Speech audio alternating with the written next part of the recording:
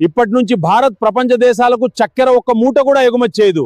చక్కెరతోనే ethanol తయారు చేస్తాం. ఇది మన దేశం యొక్క శక్తిని పెంచుతుంది, మన ఇంధన అవసరాలను తీరుస్తుంది. ఇదే మన భవిష్యత్ దిశ.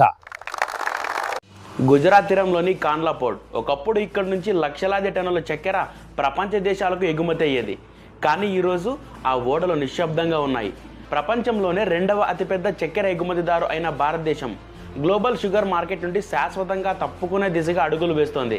ఈ వార్త లండన్ నుండి న్యూయార్క్ వరకు అంతర్జాతీయ మార్కెట్లను కుదిపేసింది. దీనికి కారణం ఏమిటి?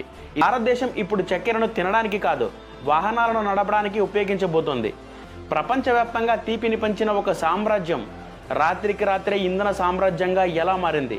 1930ల నాటి నల్లటి బ్రిటిష్ కాలం నాటి చరిత్ర నుండి నేటి గ్రీన్ ఎనర్జీ టార్గెట్స్ వరకు భారత చక్కెర పరిశ్రమ ప్రయాణం ఒక అద్భుతమైన రోలర్ కోస్టర్ రైడ్. అసలు భారతదేశం చక్కెర ఎగుమతుల్ని ఎందుకు నిలిపివేస్తోంది?